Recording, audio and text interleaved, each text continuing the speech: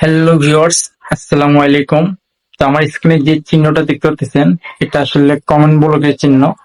মানে ইদানিং আমরা সবাই কমেন্ট ব্লক বেশি বেশি খাইতেছি।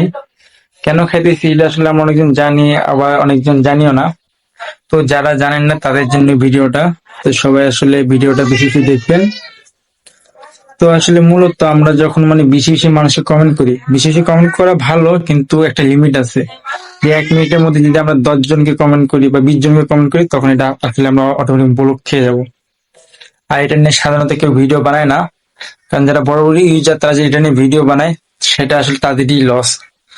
মানে মূলত লস বলতে কি, যখন তারা এটা নিয়ে ভিডিও বানাবে, কারণ তারা তো মূলত আপনাকে বলে যে যারা বেশি বেশি সাপোর্ট পেতেছেন তারা আমাদের কমেন্টের নিচে এসে সবাইকে কমেন্ট করেন বা একটা লাভ দিয়ে যান।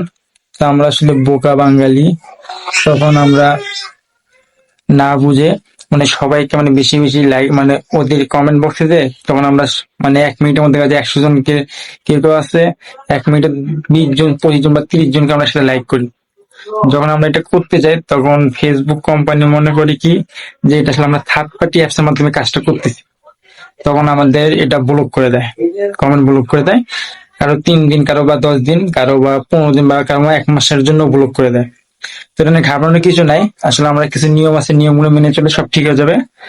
আর আমরা চেষ্টা করব যে কোনো কিছু বেশি বেশি না করার জন্য। হ্যাঁ, আমরা সবাই কমেন্ট করব, কিন্তু একটা লিমিট আছে। লিমিটের বাইরে আমরা এই কাজটা করব না। ঠিক আছে? তাহলে সবাইকে বোঝাতে পারছি। তো সবাই ভালো থাকবেন।